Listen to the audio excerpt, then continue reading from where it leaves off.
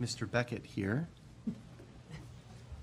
We were supposed to receive a check presentation from the Canada Day Committee from Terry Beckett, member of the Fawn Hill Volunteer Fire Association.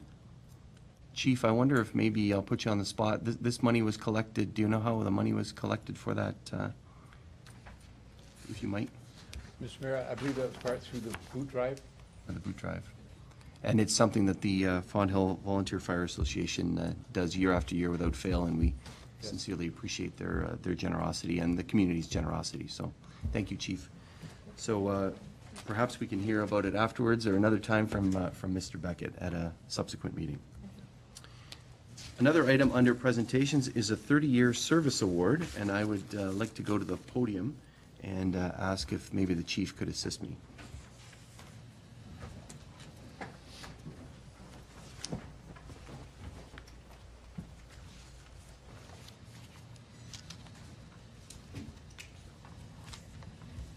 This is something that's very special when one is able to honor the dedication and hard work of someone in our community. Someone who has generously given up themselves, available at the call of a pager or a phone call. So this is to celebrate one member of our fire service for 30 years of service. This is for Owen Simmons. Owen is the district chief of Pelham Fire Station number 2. He is the third generation of Pelham firefighters. His father was also district chief in the Fenwick detachment. Says he started in Fawn Hill but moved to Fenwick with his career. So that means, I guess that's 3 fire stations that you've been in through your career, and now the new one in Fenwick. And I know that you put a lot of blood, sweat, and tears into that new station to make sure that it's right for the service. Owen is a strong supporter of training and safety throughout the region and the province. And I know that he's even begrudging the fact that he's missing a business meeting of the fire service this evening, or missing maybe a portion of it, to be here tonight because Mondays are training. Owen is very proud of his service, and we are very thankful for his service. So, Owen, if you would mind coming up here, and the Chief and I would pass this along. Thank you very much, Owen, for your 30 years of service to Pelham. We sincerely appreciate your hard work, your dedication, you being there and at any time, but also your leadership, serving as the district chief for these many years. I think it's 8 or 9 years. Thank you very much. So we have a beautiful, sort of an advanced chief. There's some bars and melodies, and also a certificate from the provincial government, or from the Canadian national government. Thank you very much for your service. We appreciate it.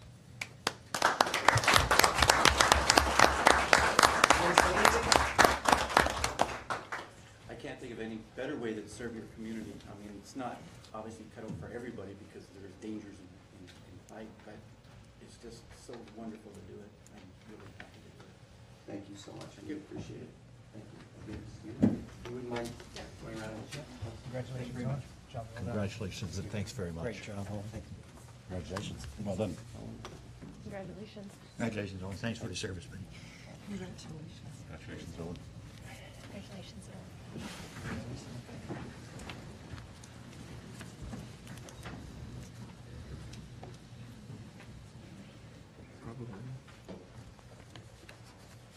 Thank you again, Owen. We greatly appreciate your service and dedication.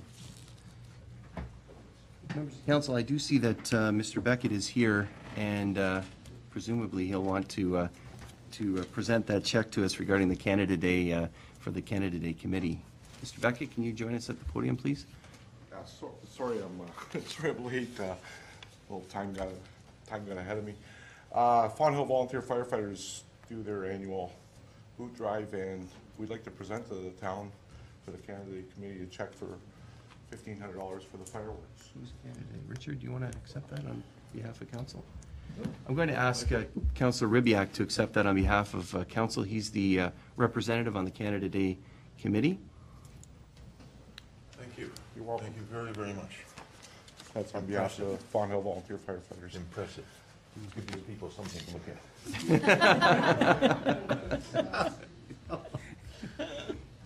Thank you, because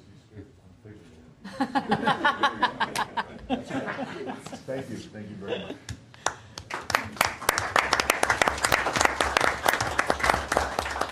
I also did that, Terry, because you're a big guy and he's our biggest counselor, so it worked out well. Thank you again. We appreciate the generosity of the service and also the generosity of our citizens as you collected that through a boot drive. So thank you very much. Next, we have delegations. We have one delegation this evening. It's City of St. Catharines Councillor Jeff Birch regarding the Governance Review Committee. Thank you very much, Councillor Birch, for joining us here this evening. First time in our new chambers, so thank you for joining us. It is, thank you very much. And I think you're missing, you have council on Mondays, do you not? I do, but you can take up as much of my time as you like. Okay.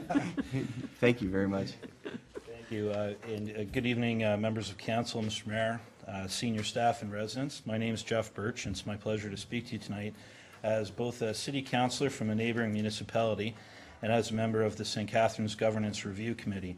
It's my hope tonight to give you an idea of what our Governance Review Committee has been doing, as well as to encourage you to take similar action in the near future. During the 2010 municipal election, the topic of governance review was raised in St. Catharines, and I'm sure it was here in Pelham as well. Indeed, since the election, it has continued to be an issue of debate, with many residents expressing clearly that they believe the time may have come for the over-representation and over-governing in Niagara to end, which many believe will lead to greater accountability and more streamlining of services which municipal government currently controls. Early in 2011, St. Catharines City Council directed our staff to set up a governance review committee, which has been meeting now for several months on a monthly basis. The committee is made up of 3 city councillors, 2 regional councillors, and 3 residents of the city of St. Catharines. Because virtually any scenario that involves changing governance structure requires the approval of regional council, and given the region's current focus on their own governance review, we felt it was important to have the representation of both levels of municipal government on the committee. To this point, the committee's focus has been on gathering information related to past governance reforms in Niagara in general, and St. Catharines specifically, as well as examining all of the possible options for reform that currently exist in Ontario. The different options run the gamut of possibility from creating double direct elected representatives, which is a full-time city and regional councillor, to the idea of a regional ward system with a reduced role for regional government, and everything in between. The committee has also explored ideas related strictly to altering the composition of St. Catharines City Council as well. All ideas are currently on the table, and we have taken the time to look outside of our opinion and seek the viewpoints of experts such as David Siegel from the Niagara Community Observatory at Brock University.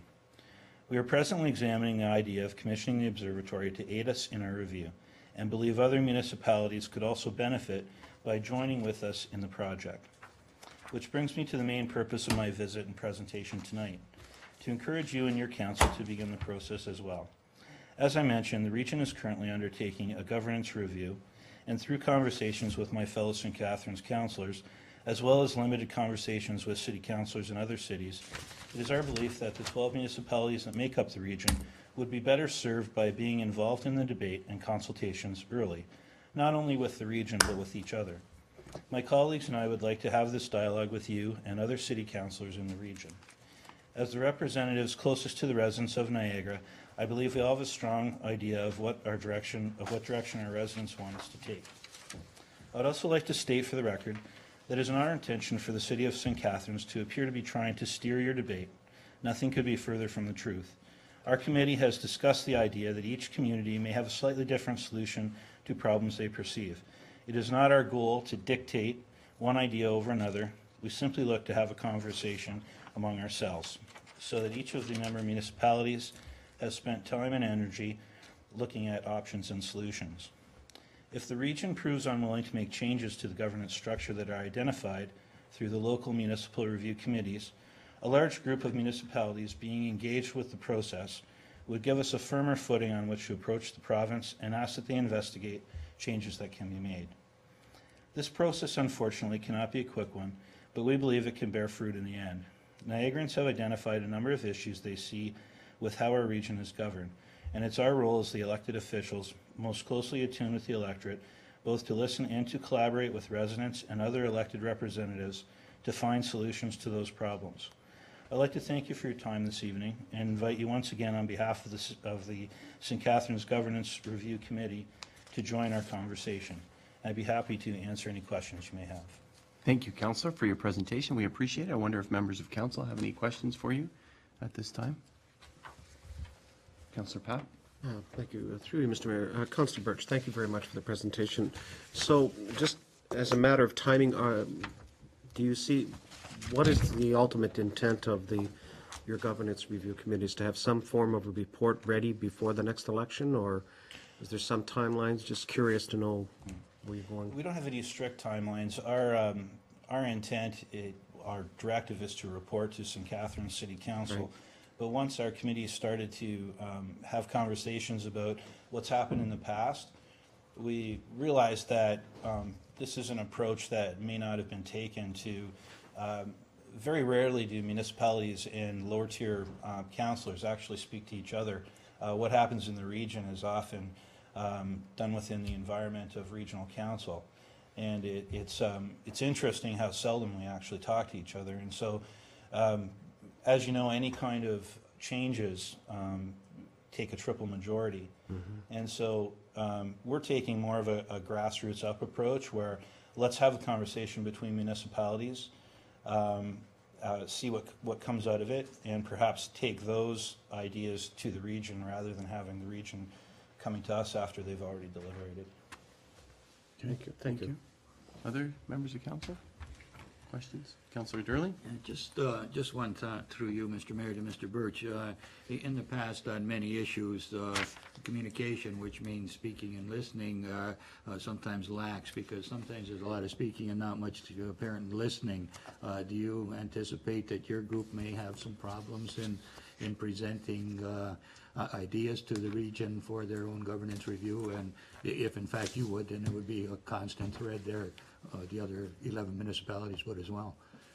I think we would have limited success if it was just St. Catharines coming to the region, which is, I think, why we're reaching out and to other municipalities and saying, you know, let's have conversations, and especially let's have conversations about things that we know the region will likely not come out with, like in a reduced role for regional government, for example. It's highly unlikely that the region would bring something like that forward. So there are things that we think that we can benefit from speaking about with each other, and then if there are, there's a consensus among municipalities, and we take that to the region, there may be more success in doing things that way than a top-down approach. Okay, thank you, Councillor. Further to that, you do indicate that if in fact that roadblock comes in the way of what some may consider progress, that we could go to higher levels to seek a solution, and that's again your suggestion at this particular point in time. But would that be part of the initiative that you would like to put forward as a protocol or as a framework? Councillor?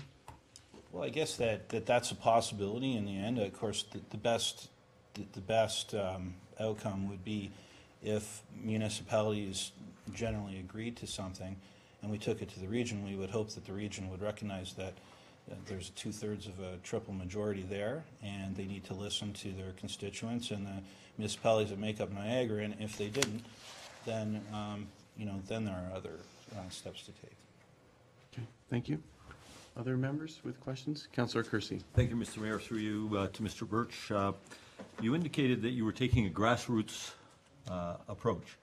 How do you plan on engaging your citizenry in this process? Because after all, the objective is really governance of the citizenry. They're directly involved in the entire process. So how would you engage with them? Councillor. We started off by composing a committee with 3 citizens on it, just as many citizens as city councilors, and we're reaching out through the advertising that the city does, trying to engage citizens in the subject. So that's something we're working on, throughout the process. But I guess before we take on some kind of labor-intensive public consultation, we first want to know if other municipalities are willing to have that conversation with us and whether it's worthwhile for us to move forward. Councillor? As a follow-up, Mr. Mayor, a secondary question, if I may. Our region is made up of a number of different communities of varying sizes, dramatically varying sizes. And so the concerns of smaller communities can be significantly different than the concerns of larger communities like St. Catharines. How do you propose to try and balance that so that each community feels that if there are significant governance changes, that their rights would not be sort of stepped on by larger communities, the flea elephant argument? So I'd be interested in you to comment on that. It goes back to what I was saying about the change in the process, that there's a certain environment at the region, and everything that happens on this subject is kind of characterized by the environment at the region. And so we're trying to come at it from a different perspective, where people, lower tier municipalities who don't talk to each other all that much and maybe should talk to each other a little bit more, we might be surprised by what actually comes out of those meetings when city councilors and citizens are engaged in a conversation. It might not be this, it might not have the same negativity that you have, in that regional environment. Thank you. Any others? I have a couple of questions. I wonder if Councillor Durley, as Deputy Mayor, would take over the chair for a moment, please.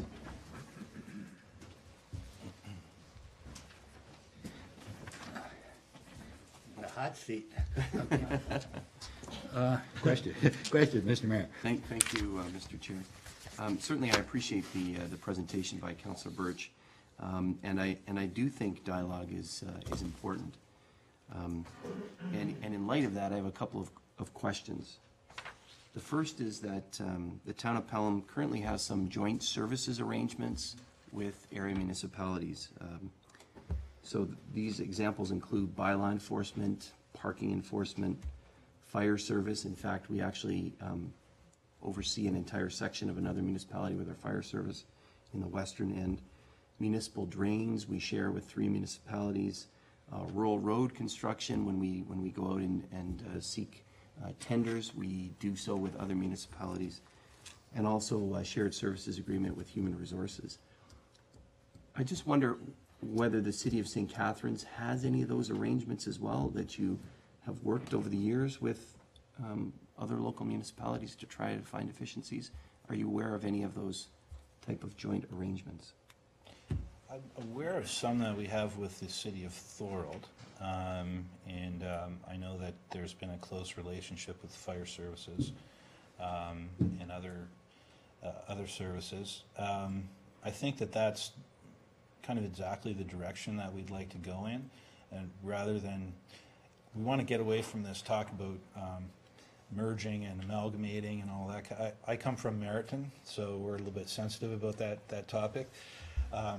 So we understand that those differences between larger and smaller municipalities, and we want to get away from that, because we think that our committee believes that in a more positive environment, we can work more on the kinds of things that you're talking about, where we can save some money for the taxpayer by just cooperating more between municipalities, and perhaps you don't need everything to be governed by the region. There may also be a topic that keeps coming up is water, wastewater, for example. There seems to be some agreement between municipalities that perhaps we should be looking at a public utility model, if that makes sense, rather than having the region control it. And that's something that may be more likely to come from municipalities speaking to each other than from the region. And, well, I appreciate that answer, because it provides a little bit more information than was just in the presentation, and how you're open to those types of ideas. So I commend you for that. I also want to congratulate you on the shovel going into the ground for the new fire hall in Merritton. I saw that thank on you. the weekend, so congratulations. The second question, Mr. Chair, is the idea again about more streamlining, and maybe you already provided this, Councillor, when you spoke about the other opportunities that were there, but when I think about some of the opportunities to streamline, and whether it's the big R regional or small R regional, there have been some opportunities in the past for streamlining services, and St. Catharines City Council, a number of councils, some of our council, in one of these issues, we've rejected it as well here at this council. But there's some ideas of streamlining services like regional transit. The idea, the concept, and I know Councillor Papp worked on that extensively, to have one transit system instead of kind of four systems hobbling together, providing great service in a local municipality as you do in St. Catharines and Thorold. But you know, what about a regional, smaller regional perhaps, service, or economic development? There's still the insistence that the region can't do it all, that a number of area municipalities have economic development offices and officers, and are out there and pitching things. Some see it as competition. I hope under the new system that it's not, but you know, there's that example. And the other example that was used, Mr. Chair, and that was water and wastewater, even studying the concept of some sort of public system met here and at St. Catharines Council and other councils' opposition. So are these types of things that are going to be talked about with the governance committee? Are these on the table as well, or are they off the table given the decisions that councils have made? I think it's difficult speaking for the entire committee. I can, from my own perspective, and especially other city councillors, I can tell you those are probably more the things that we prefer to talk about, rather than the kind of turf war. Yeah. You know, how many municipalities, lower tier should we have in Niagara, and all those kinds of conversations that don't seem to go anywhere. Maybe we can focus on what kind of actual, what kind of cooperation we can start between the municipalities. And so those, I'd say, are more the kinds of things we'd like to talk about. Very good. I appreciate that. Thank you very much, Mr. Chair. I appreciate the opportunity. Seems a lot of the questions that we're asking you are what I think you're directing us to form a committee so that we can have that conversation, because that would be the forum under which the question could be properly asked and answered or dealt with. So, appreciate your time and your delivering your message to us, and I'm sure everyone around this table is quite interested in this as well as everybody else in the region. So I'm sure there will be a lot of input that comes forward. Thanks, and we'd be happy to. You don't have to start from scratch. All of the kind of research that we've done in compiling of information, we could hand that to you, and once you've had a chance for your committee to move forward, then we could meet and chat. A complete sharing of ideas and thoughts is a great idea. Thank you very much, Thank you. Mr. Burt. Mr. Mayor, I'll give you the chair back. Thank you very much, Councillor.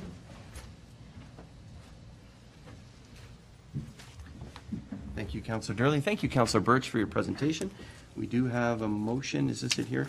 Moved by Councillor Durley, second by Councillor Ribbiak, that the information presented by the City of St. Catharines Councillor Jeff Birch regarding Governance Review Committee be received. Any discussion on that?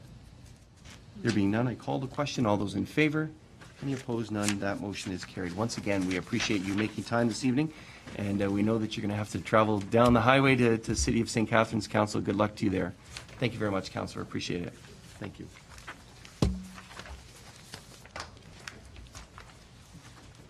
Next item of business is adoption of minutes. It's been moved by Councillor Ribbiak, seconded by Councillor King, that the minutes of the regular meeting of council held on Monday, June 4th, 2012 be adopted as printed, circulated, and read. Any errors or omissions in those minutes? There being none, I call the question. All those in favor? Any opposed? None. That motion is carried. Thank you. The next item is consent agenda items to be considered in block. There's quite a group here. I wonder if members of council would like to lift any of those items for separate consideration. There being none, it has been moved by Councillor Papp, second by Councillor Clark, that the following consent agenda items be received and approved. 10.1, the minutes of general committee meeting of June 4th, 2012, and recommendation sheet, consent agenda 1 and 2, corporate services 1 and 4, and 2, 3, and 5 as amended. Thank you. CIS 1 and 2, and planning 1 and 2. 10.2, information correspondence items received to June 13th, 2012. A letter from the Minister of Canadian Heritage and Official Languages. A letter from the Government of Canada, Canadian General Standards Board. 2 letters from the Regional Municipality of Niagara. 1, a media release about the new Economic Development Officer, and the second regarding the reconstruction of Regional Road 20, Haste to Lookout. A letter from Sandra Gortman, a letter from the City of Welland, and a letter from the Teachers of English as a Second Language Association of Ontario. And 10.3, committee minutes for information, the Heritage Pelham Advisory Committee, April 19th, 2012, and the Canada Day Committee of May 28th, 2012. Are there any members of council who would like to discuss any of those items? Councillor Papp and then Councillor Durley. Councillor Papp. Could be, Councillor Durley and I are going to do the same, I'm not sure. I want to take this opportunity through you, Mr. Mayor, and through the CAO to extend our deepest congratulations to Mr. Mantle and the staff in achieving that standard of accreditation with drinking water. Over the years, and I know, Mr. Mayor, you and I and Councillor Durley, well, actually, Councillor Durley and I remember years ago when we had many, many debates about the quality of water and the standards, and there's no question that since that time, the training and the investment experience that's gone into this truly is exemplified, because that's one of the most precious things we have is our drinking water, and here we have our standards board. This is quite an achievement, I have to tell you, in the world of the federal government. And so, Mr. CAO, through you, that to Mr. Mantle and the staff, that our deepest congratulations. Thank you, Councillor. Councillor Durley, same item. Councillor Papp was exactly right. I had that in my hand as well. Fully echo the congratulations. The full scope, entire accreditation is certainly a worthy achievement. Perhaps go a bit further. When we do receive the certificate, if we haven't already, that it should prominently be displayed so that we could wear it with pride, so our citizens can see what a great job our staff is doing for us in this town. So I would like to suggest, perhaps being staff direction, that be prominently displayed, because I think it's very important. Okay, thank you. Mr. CAO? I understand that it is being framed as we speak. Terrific. Thank you, councillors. I would like to echo for all members of council how proud we are of our staff and the accreditation that they've received. So thank you very much. Other items under the consent agenda? I would like to highlight for members of council one of the letters from the Regional Municipality of Niagara. This is prompted out of the discussion that we had a couple of weeks ago, and it was dealing with a specific instance of an application, and I promised that I would look into the environmental assessment of that entire broad area, not just affecting that property, but a number of properties along Regional Road 20. So there is information here about the reconstruction of Regional Road 20 from Haste to Lookout. There is an environmental assessment that the region is currently doing. They indicate in the letter that they'll be holding a PIC, which is a Public Information Center, it's called, in the next 6 to 8 weeks. And that will wrap up the environmental assessment portion of that project. So it does affect everything from the intersection there at Haste and 20 to Lookout and turning lanes and all that. So I looking around the room, I see some that would probably be very interested in that Public Information Center. So as soon as we get information on that, we'll send that along. The letter doesn't make specific reference to it, but I did have an additional conversation with regional staff about traffic. And they did indicate that that's part of the environmental assessment, although the letter speaks specifically to storm drain issues and erosion, etc. Traffic is an important consideration and will be dealt with. So as soon as we hear about that environmental assessment Public Information Center, I'll make council aware, and we'll try and make the community aware as well. Any other items under consent agenda?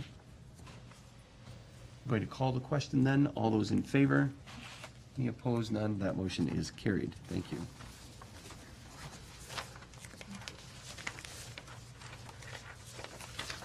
The next item is presentation consideration of correspondence requiring action.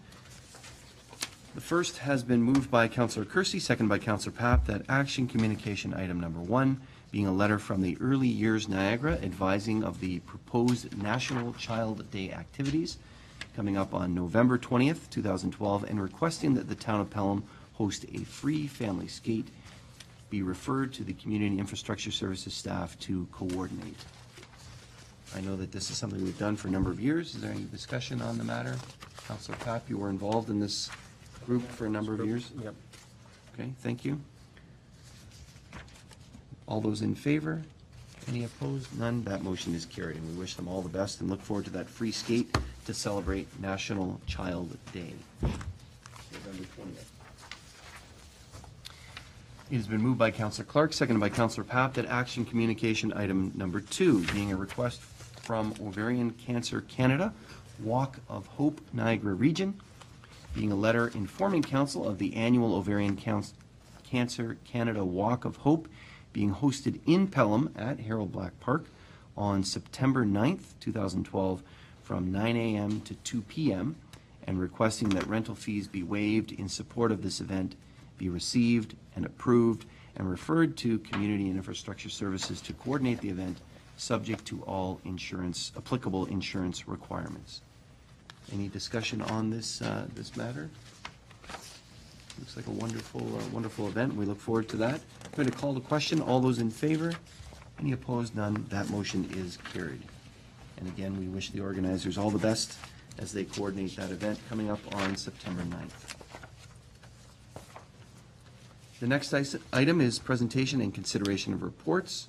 We have a number of members of council with report, and we will start with Councillor Durley. Thank you, Mr. Mayor. It was a warm, sunny, and beautiful afternoon on Sunday, June 10th, when the firefighters of Station 1 gathered and marched to the Fawn Hill Cemetery to remember former members who have passed away. Singing of O Canada and God Save the Queen, the reciting of the firefighters' prayer, reading of the names of the deceased who have answered the last call created an aura that was chilling on this hot afternoon. Current members of the fire service carried out the tasks of the day, including laying of a wreath in the shape of a firefighter's helmet and ceremonial gold and silver helmets on the monuments honoring fallen firefighters, which added to the pomp and circumstance of this special event. The memorial was attended by firefighters, families of firefighters, and guests, and numbered in the area of approximately 50 dedicated members of our community. I was honored to represent the council at this gathering and would like to suggest that perhaps in the future, council offer a wreath to be laid at the memorial from the town in recognition of the great service that our firefighters give to us and honoring those firefighters who have answered the last call.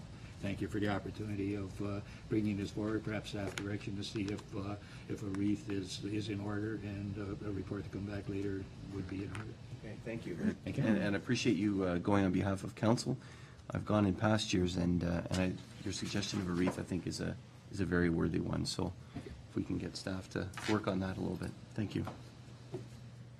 Go ahead, Councillor. The second report that I have is, it was indeed an honor and a privilege to join the mayor at the celebration of the 40th anniversary of the Pelham Senior Citizens Association on Wednesday, June 13th at Branch 613 of the Royal Canadian Legion.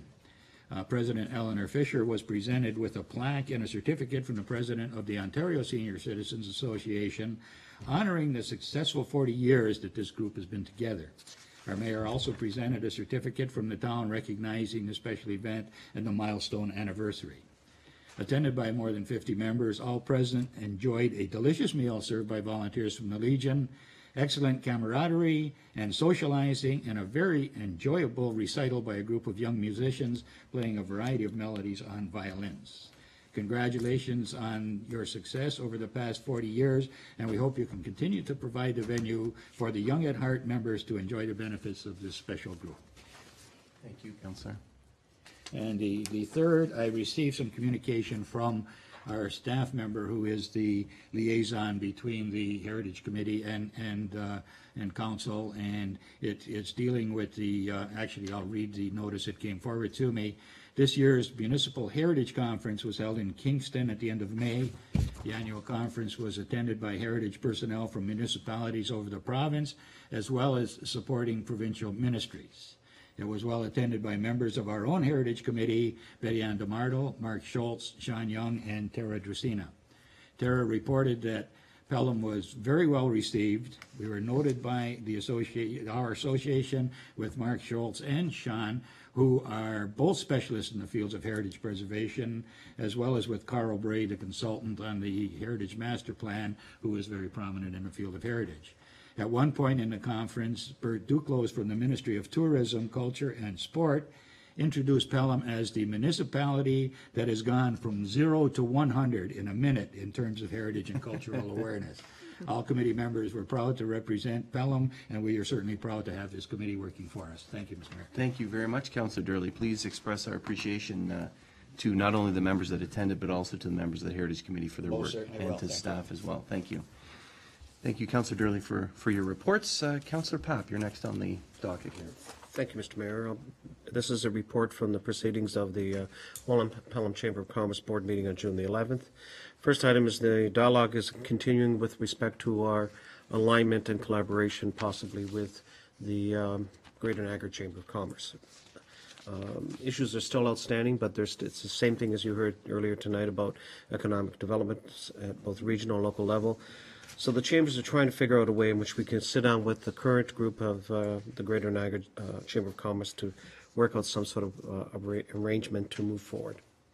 The letter, we had a great discussion about services that are provided based on municipalities' involvement with a variety of different services, particularly in recreation, and we appreciated, they expressed appreciation for you receiving the letter to staff for the investigation and exploration of that issue.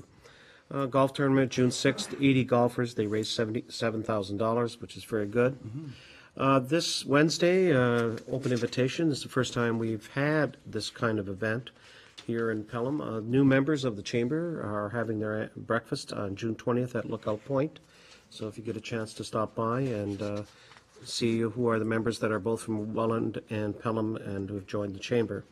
And finally, the chamber has taken upon itself in cooperation, and I bring this only for our consideration at some point. This is sponsored by the Welland Age Friendly Committee in partnership with their Senior Citizens Advisory Committee, and they are going to put out an award for those businesses that are considered to be age friendly. So this will be awarded to a business in Welland at the time of our Ruby Awards, and the first time that this has ever happened. And at some point, maybe we can take that under advisement and look at it as well here in Pelham. And this deals with all the things that you hear about that many of our older citizens deal with, access-free hazards, customers being able to negotiate and navigate without obstruction and distraction, and ensures that everybody's treated respectfully. And anything that is done to promote age-friendly extras, promotional material, how seniors fit into our community. So this is the first time this nomination is going to be sent out, and the first time the award will be given, and hopefully we will follow as well. Thank you. Thank you very much, Councillor, for your report. We'll take that under advisement and consider it as we move forward. Thank you. Councillor Kersey, you have a couple of reports as well. I do, Mr. Mayor. Thank you very much. My first report deals with the Pelham Business Association. I had the pleasure to act as liaison for council at 2 meetings of the Pelham Business Association, the first one on June the 5th and the second on June the 13th. The Pelham Business Association, with its current 90 members, formed a meeting for the community in which Conservative Party leader Tim Hudak was invited to be a guest speaker. And I'm pleased to say the meeting was well attended, and several of my colleagues were there, and I'm sure enjoyed Mr. Hudak's presentation. He took the time to present and clarify the Conservative platform with respect to the fiscal concerns within Ontario and addressed a number of questions that were put forward by the audience. Summerfest, in addition to Mr. Hudak's report, a Summerfest report was presented by John Wink, who is a member of the committee and represents the PBA on that committee. And also, Mr. Mayor spoke to a number of issues with respect to our community and answered questions that were put forward to him. The PBA continues to be involved in a big way in our community and to monitor the progress on such things as sign bylaw and tourism and Pelham Tourism website. The annual meeting of the PBA is up and coming in September with the election of a new board of directors, and it appears that there'll be 3 vacancies on the board, and nominations are now being accepted by the Pelham Business Association. Thank you very much, Councillor. And to your next report, Library. Thank you. Thank you, Mr. Mayor. The next report is dealing with the Pelham Library Board for May and June. I attended both of these monthly meetings, and activity at the library has generally been quite healthy, and most of the programs have been very well attended. I will say that in general, on both of those months, the circulation was down slightly. However, the one interesting statistic that continues to rear its head is the use of electronic facilities such as e-books and e-audio, and in fact, in both those months, I think they had gone up something in the order of 200 to 500%. So there seems to be a trend there, albeit the time frame that we've been monitoring this is relatively short. There certainly seems to be a change in the way people are reading. In fact, the board at its last meeting adopted a policy dealing with the circulation of the e-readers that the library now owns and is distributing to our public. The CEO brought reports with respect to the various meetings and workshops that both her and the staff have attended, and all felt that all of those workshops were advantageous, and they were able to glean some interesting tidbits that they were able to bring back and incorporate in our own library. Financially, I'm pleased to report that the library is in good shape and is tracking to be on line for budget at this point in time. And I'd also like to bring to the attention of the public, Mr. Mayor, if I may, that the library does not close during the summer, and many of the programs continue, in fact, are expanded, and the library for this year has planned many interesting programs for all ages, and particularly geared to the kids that are off school. These programs are accessible on the website, and also if you attend to the library, there is a newsletter that's available that describes in detail these programs that are available. Thank you. Thank you very much. It's also a nice spot on a hot day that has air conditioning, so. That's right. And it has high-speed internet that I don't have. Mr. Mayor, my last report that I'd like to bring is a report that I'm very excited about, and that is to do with the Pelham Summerfest. As you know, we've been working diligently on this for a great length of time, and our days are becoming numbered, and Summerfest is rapidly approaching. And I thought at this juncture, Mr. Mayor, if I may, I'd like to give a brief outline of the types of activities that are taking place this year. As you're probably all aware, the Summerfest this year will be a 4-day festival beginning on Thursday, July 19th and finishing on Sunday, July 22nd. On Thursday, the activities will begin at 4 p.m. with, in conjunction with Fonthill Market, a juried art show, which we have named Art in the Park, and the bandshell. The bandshell committee has selected an outstanding Elvis impersonator for Thursday night's entertainment. All of these events will take place at Peace Park, which will be fully licensed, and Niagara College beer and wines will be featured with, along with several food vendors. And we look forward to this to being a great kickoff to Summerfest, but also an opportunity to highlight 2 other great events that occur in our community, the Fonthill Market and also the bandshell. Friday I'm pleased to report, Mr. Mayor, that we will be kicking off Niagara Nights of Art. Pelham's Niagara Night of Art, which we will be featuring on Friday, will be the first of its kind in all of Niagara, and will be, and as you know, Niagara has been voted the cultural capital of Canada. And so we've been given the opportunity to highlight this as the first community to do this. And the scope of this event is essentially to highlight and to focus on all of the artists that we have within our community. A call was put out asking for folks to put in applications in all areas of art in the broadest sense, anything from visual arts through to performing arts, dance, etc., etc.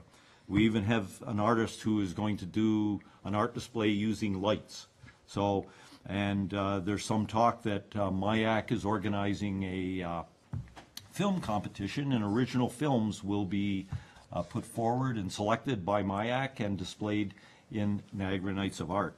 So we're quite excited about that. We've had a great deal of interest, and we have a fabulous lineup of artists in all fields. So we would invite the public to come to that. Again, the Peace Park will be licensed, and the Niagara College Beer and Wines will again be featured together with local food delights. This event will begin at 4 o'clock and run through till 10 o'clock. On Saturday, we've aptly titled that the main event. And beginning at 10 a.m. and running through till 12 midnight, we have events planned in Peace Park and on the closed section of Pelham Street, which runs from College in the south to Highway 20 in the north.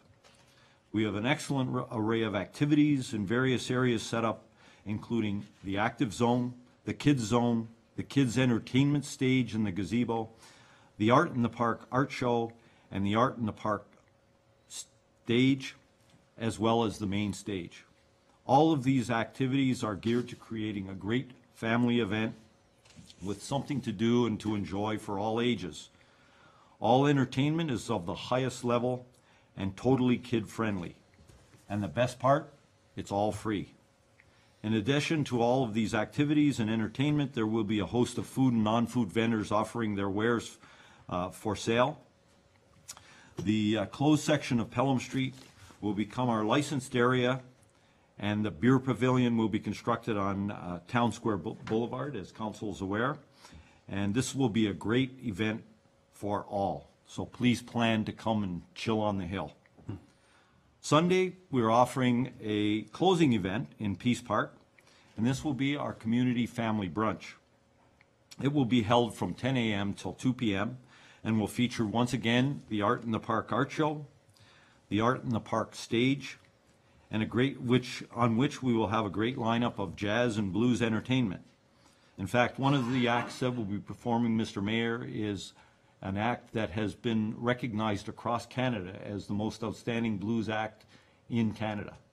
And we're very fortunate to have him live in the Niagara area, and he was very excited to entertain at our event. In addition to the entertainment, we will have a fun family walk, so you don't even have to be athletic to do this. It's just an opportunity to come out with your family, have a stroll around our community, come back to Peace Park, have a bite to eat, have something to drink, and enjoy the entertainment that's being provided. Again, this is all free, and other than the food you eat and the coffee and soft drinks that you drink. That event will not be licensed. It's an excellent way to wind down after a spectacular weekend. I'd like to make a special acknowledgement, Mr. Mayor, for the generosity that have come forward from this great community and underwrite this great community. This year's event is approaching $80,000 in terms of expenses to put this on. And the majority of those dollars have been put forward by the various sponsors in our community, both citizens at large and the various businesses in the community.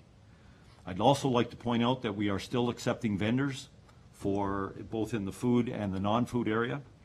And we are certainly accepting sponsorships if anybody would like to come forward.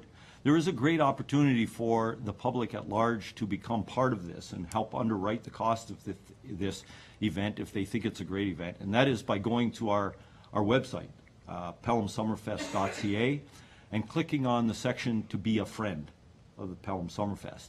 And in that area, you can make a donation to Pelham Summerfest anywhere from $1 on up. And it's a great way to be involved and to get your name up on the website and to let everybody know that's involved in developing this, that the community is behind it.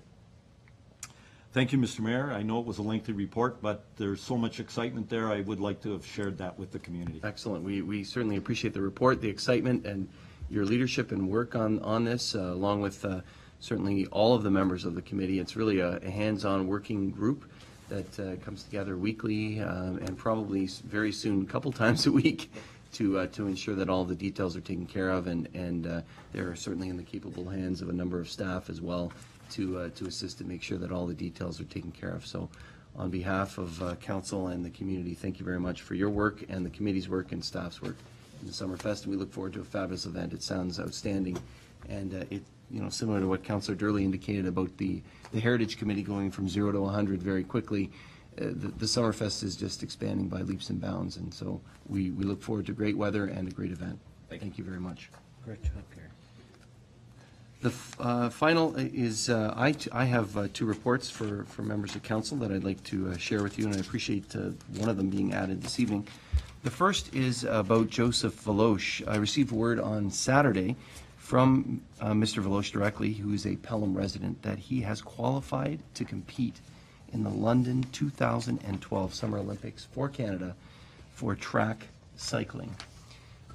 Mr. Veloche's Olympic dream began in the summer of 2004, so not very long ago, when he watched on TV as Canadian Laurie Musner won a sprint gold in cycling at the Summer Olympics in Athens, and she is the only Canadian to win Olympic track cycling gold.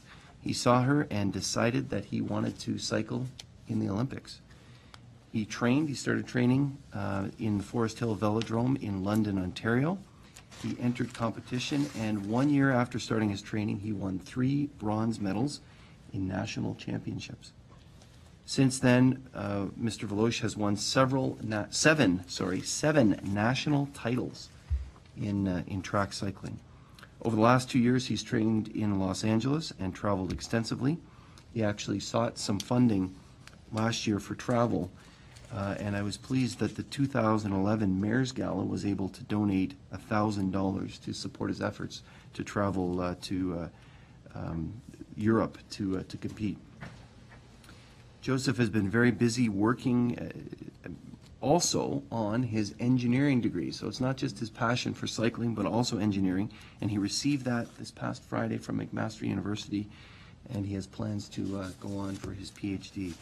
So on behalf of council and the community, I would like to congratulate Joseph Veloche on qualifying for representing Canada in the London 2012 Summer Olympics. We wish you great luck and Godspeed, and we look forward to cheering for you here in Pelham as you compete in London.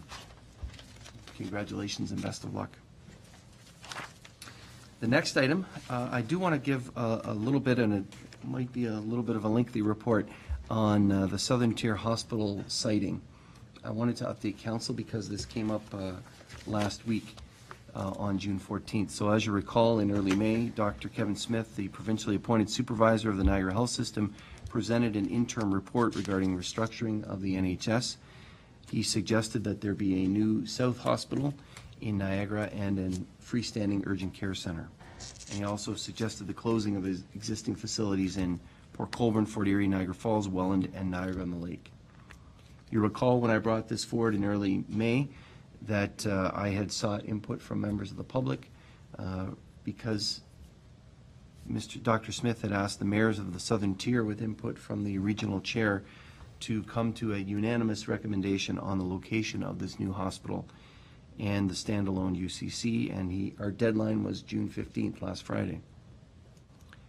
The 6 southern mayors, Mayor Badaway from Port Colborne, Mayor Diodati from Niagara Falls, Mayor Jeffs from Waynfleet, Mayor Martin from Fort Erie, Mayor Sharp from Welland, and myself, and Regional Chair Burrows met 5 times over the last number of weeks to help with our decision. Regional graphical interface staff provided objective data analysis and mapping in relation to population density, emergency management system call volumes, drive times, location of municipal infrastructure, and Niagara Health System referrals and emergency room usage. This was the best we have had in the short time that we were given. Regional Chair Burrows announced at our Regional Council meeting last Thursday, on the 14th, that we had reached a unanimous decision.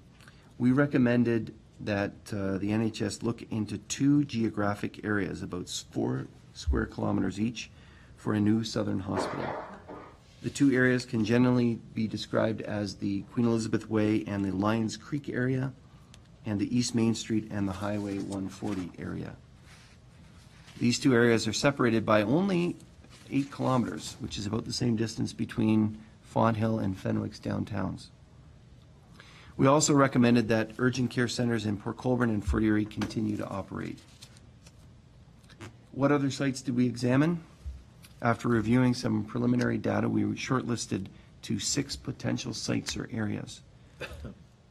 The 2 recommended plus Highway 406 and Regional Road 20, Netherby and Montrose Road intersection, the existing Welland Hospital site, and the existing Niagara Falls Hospital site. We reviewed each site based on EMS call volumes, municipal servicing, drive times, population densities, and we found those 4 other sites to be lacking when compared to the recommended sites. For instance, the Highway 406 and Regional Road 20 site, which has been touted as a great site for if there was a regional or super hospital, does not have water or sewer servicing, and it's expensive to install that. Not only, it doesn't even meet planning guidelines. I'm looking over to Mr. Larmer for those types of things as well. It's also too distant from the majority of EMS's call volumes. And the travel time back after the ambulance brings you to the hospital, the travel time back to where the next call is would be too great. And there's also, in the case of the Southern Hospital, too much overlap with the service in the Northern Hospital. It's very close distance between the 2, should it be located there. The Netherby and Montrose Road location had great coverage of the population, and the drive times to this location, when you look at it on a map, it looks wonderful, but there's no water and sewer servicing there, and it would be very expensive to install it in that location. And it too is also too distant for EMS call volumes. The existing Niagara Falls Hospital site provides poor coverage for the entire southern portion of Niagara, and there's no room for expansion. If you were to operate and add on while that hospital is operating, it would be too difficult to do. The same thing with the existing Welland Hospital site. Poor coverage for the entire southern portion of Niagara, little room for a new build, and Dr. Smith actually ruled out this site. Why didn't we recommend just one site as was requested? 2 main reasons for that. First, we acknowledge that any siting of a new hospital would be subject to a more detailed consideration, a more rigorous consideration. Inevitably, the Ministry of Health will have additional siting criteria that the mayors would not be privy to, and so they would have to make that determination. Second, since this new Southern Hospital will have a life of 50 to 75 years at least, we also called on a thorough and respectful public consultation at for these 2 locations. That was something that was lacking. I think all will agree that was something that was lacking when the Northern Hospital site was located, and we wanted to make sure that that was dealt with. I did speak to Dr. Smith directly about the impact of these 2 sites may have on Pelham residents. For example, if the province builds a new hospital near Highway 140 in East Main, one can expect that roughly the same proportion of Pelham residents that currently use the Welland site would continue to use that. That's about 70%. Currently, 70% of Pelham residents go to the existing Welland site, and about 25 go to the St. Catharines sites, and 5% go elsewhere. I would expect that to continue with that site. If, however, a new facility is built at Lions Creek and QEW, Although it is only 8 kilometers as the crow flies, it is a considerable distance away. It seems likely that all Pelham residents would instead travel to the Northern Hospital, the new Northern Hospital, which is going to be open next spring. So I wanted to make sure that when we came forward with this recommendation, that Dr. Smith indicated that Pelham residents were allowed to do that, and Dr. Smith indicated that he acknowledged that the NHS will continue to welcome Pelham residents at any NHS site now and into the future, and if it's more appropriate for us to travel to that northern facility, they'll make accommodations in that facility to ensure that our residents are well covered. In this case, it will also be extremely imperative not only that we complete the construction of Regional Road 20 in this area and the construction that's being proposed in 2014 up the hill a little, but also that there's a new interchange built at 406 and 3rd Street in St. Catharines to help alleviate any challenges that would be at that 4th Avenue intersection. And it's also important, regardless of which siting, that we continue with the construction of and the improvements of Effingham Road, which is a former county road, and it was built to handle a little bit more traffic volume. So we did make some recent changes. I'm pointing to the fire chief because he lives in that neck of the woods, but we are moving ahead with the tender of Effingham and a change there, and also have recently done the northern piece from Ollie to Pelham Road. I wonder if, so I've talked a lot, and I wonder if members of council have any questions regarding this and the citing and the recommendations of the 6 mayors. Okay, at this time. No, Councillor Pat? So congratulations for going through the process. Thank you. I think one of the things, whether we agree or don't agree, where this other hospital, the hospital in the north is being built, we are still examining the fact, and that was part of this exercise, is to ensure that we do not lose the number of acute care beds that we have in the system. And secondly, that we need to focus, which I hope will be the case, Mr. Mayor, and maybe on function and formality of what we want to keep in services at certain locations and where they should be provided. Mm-hmm. Finally, my question is, what are the next steps? What do you understand the next steps will be with the recommendation? The next steps certainly is that Dr. Smith will take this recommendation from the 6 mayors and will somehow either select one site, or I think, as I was reading between the lines in the newspaper, I haven't had a chance to speak to him since this, but he may well recommend those 2 siting options and some further work to be done. He did, when he tabled his interim report, and again as recently as last Wednesday when we met with him personally, he did indicate that he wanted to get his report, a final report, to the Minister of Health by the end of the month, or the top of July. All right. We did indicate to him it's important to have input from the public on the exact issues that you're speaking about, in addition to the citing. And I know that a number of municipal councils have discussed it. We received a letter earlier on correspondence from another municipal council about the citing and changes and the transition period, and I'm sure we'll hear more about that. I would presume that once that final report is, well, I don't need to presume, Dr. Smith indicated that he's hoping, once that final report is filed at the start of July, that the Minister of Health can get something back in a couple, 3 months, but that will be up to the Minister and the Ministry. We did indicate that we were hopeful as mayors. We wanted, we're hopeful that Dr. Smith will continue to be involved in the process because of his extensive involvement and listening to residents of the Niagara region. He has a very good understanding of the issues that are here in Niagara and the challenges that we face, and has provided some significant solutions to that. So we did indicate and hope that he would continue to be involved. Thank you, Councillor. Other questions, comments? Councillor Drilling? Thank you, Mr. Mayor. This being only a recommendation, and I'm sure that Dr. Smith has had some communication with the Ministry of Health and others higher up, is there any indication or speculation as to how they are receiving it, or if it is favorable, if it's not, or nobody knows anything until the final report goes from Dr. Smith? I think no one will know anything officially until that final report is put forward and a feedback comes back from the Minister of Health. I think the Minister of Health did indicate on Friday that she was pleased that an unanimous decision was reached, and she'll consider it as part of the recommendation. So that's what they were hoping for.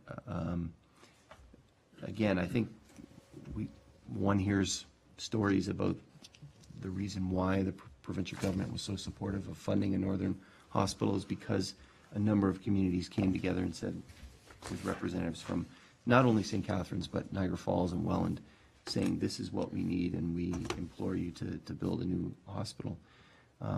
They see that coming together as something extremely important. And if one, just as we might around this table, if one is considering investing dollars in a community and the community is divided versus a community that's united, it's a heck of a lot easier to give it to the community that's united and invest in that community as that other community works out their differences. And we would see that on other things here locally. So I think it's extremely important that we did come to a common recommendation. There is some flexibility there, but that's there is a reason for that. It's so that we can hear from the public and the health system can hear from the public more, and that they can use pull out that fine-tooth comb and use some of the citing criteria that we weren't privy to be able to shortlist and come up with a specific citing location. Notwithstanding that a new challenge may come forward if on Wednesday the budget is turned out and we have a new election in July, but that's an argument for another day. Everything goes out the window if that occurs. That's correct. Anything else from members of council? The final thing that I really quickly want to highlight is that we were also unanimous in saying that we wanted the minister to follow the recommendation of Dr. Smith for a new Southern hospital. If there's the hint of not upgrading facilities, as he laid out, it's much, in the case of the hospital, it's better to not upgrade, and he has all of the details for that. Then we want the ministry to act quickly. And so I think another step will be getting together with the 6 mayors, making a trip up to the Minister of Health and asking her to make sure that it's on that schedule for spending in future years. So thank you very much for your latitude on that, members of council, and I appreciate your involvement and feedback as we've gone through the process, and certainly from members of the public as well in this process. And I also appreciate the work of my colleagues in the South and regional staff who assisted us. Back to the agenda. Our next item of business is our staff reports requiring action. It has been moved by, thank you, Jody.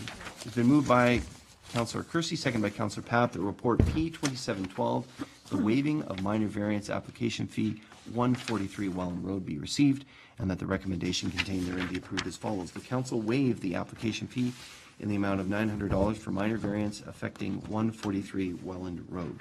Discussion? Councillor Gurley? Just have a question for you, Mr. Mayor, perhaps to Mr. Larmer. Page 2 indicates that some months ago the property owner visited Town Hall and inquired the staff's possibility of constructing a structure. It goes on to say there was some confusion as to the setback requirement. Just what confusion was present there? Thank you, Mr. Mayor. There's more than one person that sometimes gives out information, and when the planning staff are not always available, there are times when people from other departments have kind of tried to lend a hand, and that led to the issue here, where someone thought that they knew the information and they weren't entirely clear on it and handed the information out anyways. So we've put in place some steps to make sure that doesn't happen again. Okay, but the situation was internal rather than a misunderstanding of what was said. It's a matter of what was said was perhaps convoluted. Okay, thank you. Thank you. Glad to hear that there's steps being taken to correct this in the future. Any other questions or comments? There being none, I call the question. All those in favor? None opposed? That motion is carried.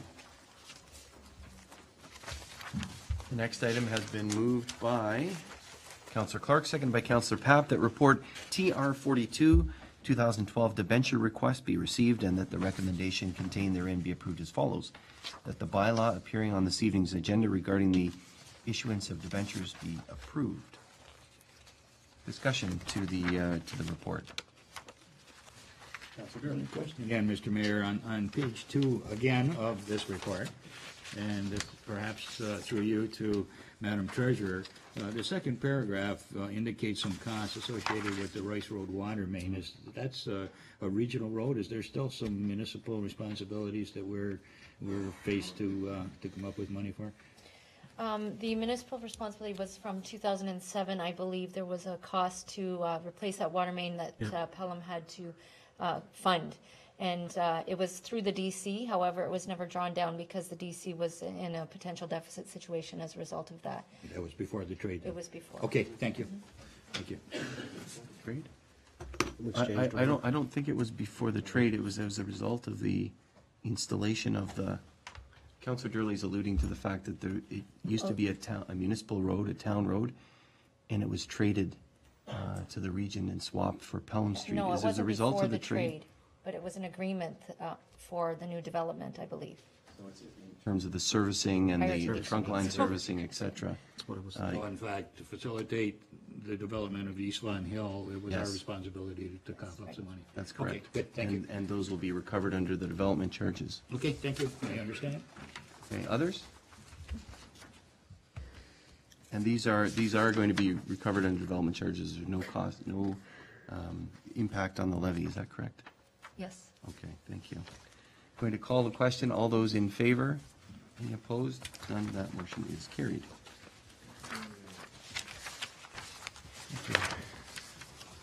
Councillor Beatty, you've been waiting diligently, as have other members here who are maybe here on other issues. Councillor Beatty, thank you for your report. Council, staff, and Mr. Mayor, if you'll indulge me, first of all, welcome to Mr. Ottaway. First time I've had the pleasure of being here, and a very short governance history. It was a decade ago that Pelham didn't have a directly elected regional councillor. They went through the triple majority. That means the majority of regional councillors voted for allowing a directly elected regional councillor for Pelham. The majority of our 12 municipalities, and those majority had to be more than 50% of the population. The rationale for having a position for Pelham was that Pelham's population had outgrown that of Niagara-on-the-Lake, which had from the outset of the region had both the Lord Mayor as well as an elected councillor. At the outset, I think almost that entire council was new. I provide a report based upon regional council meetings to council, very short in terms of vote form, etc. My rationale for that is, first of all, I think the bigger slice of the tax pie goes to the region and this community, and I think it's important that the councillors have a better awareness of what happens at the region, and I benefit from sitting here seeing what your concerns are at the local area. So, Thank you. The corporate services of the community, first of all, we approved the closure of the police capital project for this year, but did approve the initiation of a project with regard to IT continuity plan.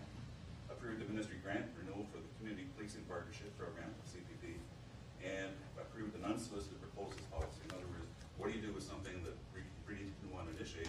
What's the policy and how you deal with that kind of a matter?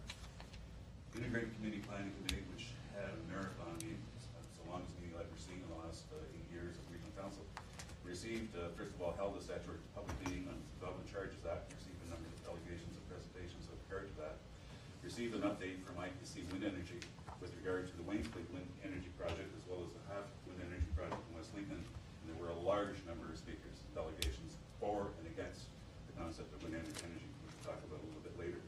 Received several delegations also with respect to the final recommendation report for the Niagara Gateway Economic Zone and Center Regional Policy Plan Amendment.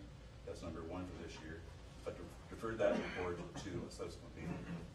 We also received delegations with respect to report related to an application to amend the regional policy plan to permit an outlet center by Ivanhoe, Cambridge at the Niagara-on-the-Green, Niagara-Lake area. That was, again, a topic of debate later at council with a final decision to, in fact, allow both phases of development. It's going to be the largest outlet mall in Canada, situated on the side of the old Garden City Raceway in terms of grass and white oaks in Niagara-on-the-Lake. Public Health and Social Services Committee received a presentation and reports with respect to the implications of the provincial budget on social assistance, on employment operations, and children's services. And there's some bad news on all these fronts. We have estimates that show that the economy basically, while it starts to return, the impact on social assistance has about a 3-year lag before we start noticing some improvement. We only hired, I think, about 9 people to deal with the ongoing caseload. We should have had 14 more. with the Fort Erie announcement in terms of that and the potential for the track, there's a lot of streams there. What's happening is because of the implementation of the early childhood programs, which is, in my view, a good program, it's taking the older kids away from child care settings, leaving the younger infants and toddlers who have a higher staff ratio, so it's more expensive to run those. We now have, in recent memory, the first time, waiting lists, so that a young woman who wants to get a job can't find the child care because there are waiting lists, and even if they can find it, the costs that have gone up because of the loss of the 3- and 4-year-old students to the education system. The first report on the 2011 Emergency Services and the Amnesty Communication Services audited financial schedules. We approved an expansion of the Niagara Emergency Hospital per diem through a purchase agreement with an organization, church. Approved the Fitch Street Welland Housing Development Project, and announced the LEAP graduation of the Learning and Parenting Program will happen 11 o'clock at Niagara College campus on June the 26th. For Public Works, received a report on the local airport governance. Through that issue, back to staff with a further report with information that come from the funding partners, other relevant sources, as well as regional staff. We approved a report for registered charities with regard to waste and recycling exemptions, and appointed Niagara Falls Alderman Carolyn Giannini to the Water and Wastewater Review Task Force. I admitted in this is the second version, by the way, this. I had computer crash. I typed in the last letter the first time doing this today. It's a case where we had our meeting on June 14th, last Thursday. It again was a marathon. I was late because we were meeting with the developer for the Hayden subdivision. So I arrived late after the War of 1812 presentation and the presentation from the Niagara Foundation. But we didn't get to the actual business until after the curfew of 11 o'clock, it was about 11:30, because of delegation after delegation after delegation, all dealing with the pros and cons of wind energy. And what I failed to put in the report, and what I asked me to George could add, is that by a vote of, I believe, 18-8, Mr. Mayor, we voted against a moratorium being called with regard to further industrial wind turbines. But a very lengthy process of getting to that motion. And as I say, we received a presentation with regard to the War of 1812, had a presentation from the Niagara Community Foundation, had numerous presentations relating to wind energy, and deferred the bulk of the business to a special council meeting this Thursday on June 21st, followed by a business plan. And Mr. Mayor, I regret I will not be there. I had a prior commitment. It happens to be a day I celebrate my birth, so, and we have relatives coming in. Congratulations. You can have the joy of dealing with the rest of the meeting. Thank you. The meeting is this Thursday, there is a special meeting of council, and I wish you well in those occasions. Thank you very much. I regret that I'm going to be missing the start of the Fawn Hill Bandshell series, but perhaps your celebrations will bring you here to that first concert on Thursday. So thank you very much. I wonder if members of council have any questions for Councillor Beatty at this time. Thank you very much, Councillor Beatty. We appreciate it, and appreciate your report. Oh, okay. We look forward to that. Thank you very much, Councillor. The next item is new business. Do you want to speak, or do you want introduce it? to, Yes, Mr. please Mayor? do. Go ahead, Councillor. Firstly, let me thank Mr. Mayor and members of council for allowing this to be put on the agenda. I am requesting that the council pass a resolution allowing my name to stand for nomination for the 2012-2014 Association of Municipalities of Ontario Board of Directors. The nomination would be specifically geared towards representation of what they call the Small Urban Caucus. Along with all the other caucuses, we would then be dealing with any issues related to those that are smaller communities, such as ours in Niagara-on-the-Lake and Grimsby, etc. So I don't remember, and maybe Councilor Durley, I don't remember any of us ever making that sort of effort, but since I'm 10 days away from retiring, call it that, I would like to I'd like to try this. I do have to be elected, so those of you who will be with me at AMO will, I'm sure, shaking hands, and hopefully I'll be successful, but I do require a resolution of support from all of you to proceed with the nomination. Thank you for consideration. Thank you very much. I do have a motion here, but I see other council colleagues who are keen to support you in this endeavor, and I will say that Councilor Durley and I will be attending AMO on behalf of council. We look forward to assisting you, and I presume this is going to be approved. And certainly, we know that you'll work very diligently on behalf of municipalities like Pelham and the surrounding area to ensure that the voices of the small urban communities are heard. I do have a motion moved by Councillor King, seconded by Councillor Durley, that Council of the Town of Pelham hereby endorse and support the nomination of Councillor Peter Papp to the Association of Municipalities of Ontario Board of Directors, representing the Small Urban Caucus. Going to call the, Councillor Durley, you want to speak to that? Thank you. Not only Go do I ahead. support it, second it, I also support it, and I will help you campaign while we're at AMO. Thank you very much, Councillor. There being no other, I know that all members wish you luck there, so I'm going to call the question. All those in favor? Any opposed? That motion is carried unanimously. Thank you. Thank you very much, Councillor. We wish you all the best on that. Thank you. Thank you. The next item has been moved by Councillor Papp, second by Councillor Clark. These are our bylaws. That leave now be given to introduce the following bylaw and dispense with the reading of the bylaws. Bylaw 16.1, being a bylaw to authorize the mayor and clerk to enter into agreements with 3 establishments licensed by the Alcohol and Gaming Commission of Ontario that are situate within the Summerfest license area. Those establishments being namely Massimo's Pizzeria, Zest Restaurant, and the Cafe on Main and Wine Bar, for the purpose of obtaining a special occasion permit for Summerfest event to be held on Saturday, July 21st, 2012. The second being a bylaw to authorize the borrowing of a sum of $808,600 and upon the issuance of debentures for funding of development charges used in the construction of roads and linear assets within the town of Pelham. Bylaw number 3 being a bylaw to amend the zoning bylaw number 1136, 1997, as amended regarding the property at 275 Church Street. And bylaw number 4 being a bylaw to authorize the mayor and clerk to enter into an encroachment agreement with Virgilio Battolini, owner of the property known municipally as 1455 Pelham Street, and Patty Fagan, owner-operator of the establishment known as the Cafe on Main and Wine Bar, situate therein for the purpose of obtaining an outdoor patio for the period ending October 31st, 2012. Any discussion? Councilor Papp. Just quickly, Mr. Mayor, and to you and all my colleagues, I can't tell you how proud I am, and what we heard was nothing but positive feedback with respect, and I extend this to the members of staff who met with the Cafe on Main, and we were able to facilitate this. This is going to set a standard, and hopefully it'll attract people from across the town of Pelham, and not only, and then during Summerfest, we'll see that we've taken every effort to move towards a very, what I considered a very dynamic and eclectic type of environment downtown Fonthill. So many thanks to staff. You did this very, very effective, very well, very quickly, I must say, considering, because we were looking at, and thank you so much. This was perfect.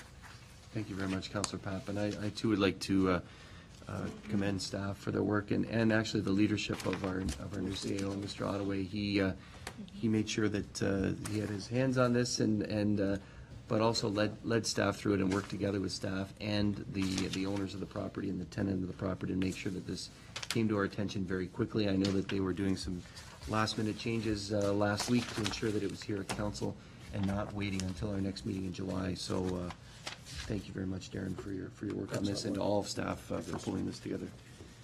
Councillor Ribiak. Thank you, Mr. Mayor. I wonder if I could have the opportunity to make a suggestion with regard to bylaw 3271.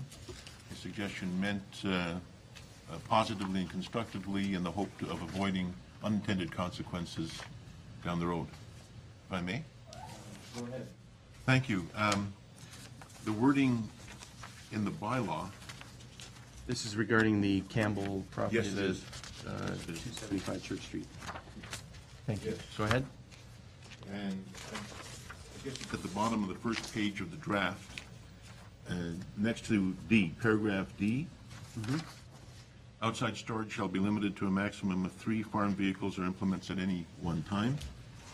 I wonder if might consider wording closer to the explanation sheet that accompanied this, that the bylaw limits the use to a maximum of 130 square meters within an existing building and limits outside storage to a maximum of 3 vehicles or implements.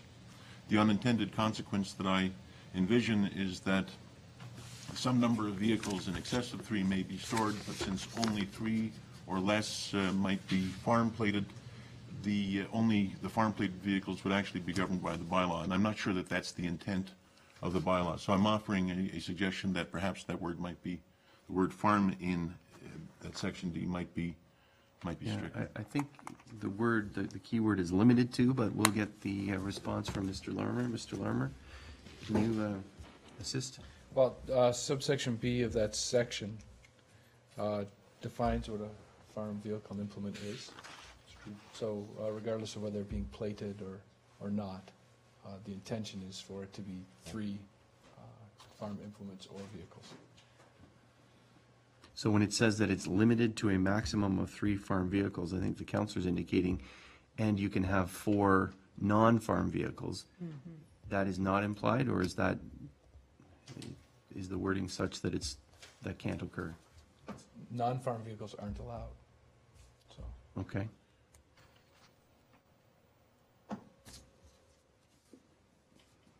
Counselor? I'm not sure that ambiguity doesn't exist in the wording.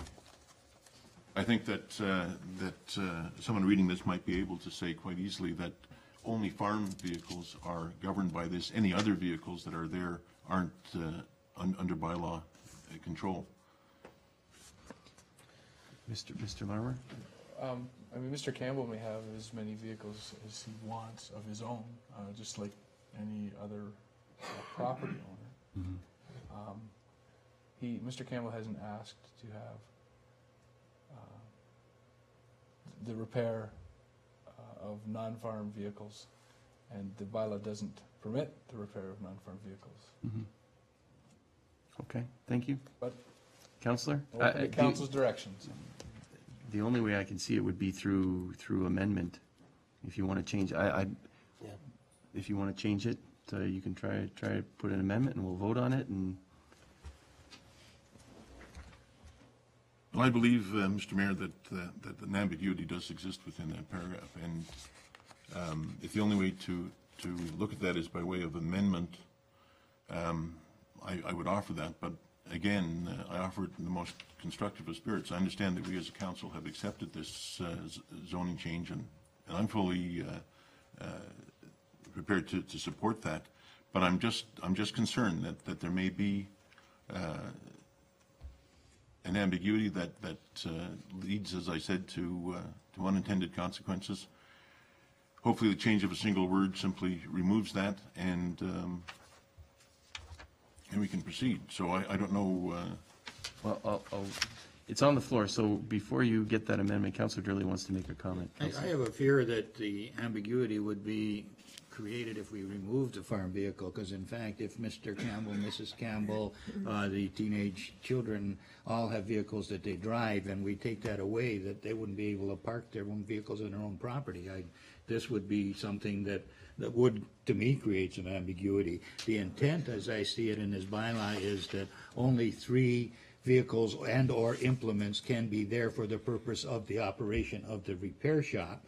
But in fact, if there is perhaps a delivery truck or personal vehicles, this is not covered by the bylaw, because in fact they're not there under the operation of what the bylaw is intended to create. So, I don't see the ambiguity in the farm vehicle being there, because in fact that relates to those vehicles or implements that will be directly related to the business which is being carried on as a value-added business. So, I really don't see a need for any change, but that's only my opinion. Okay, thank you, Councillor.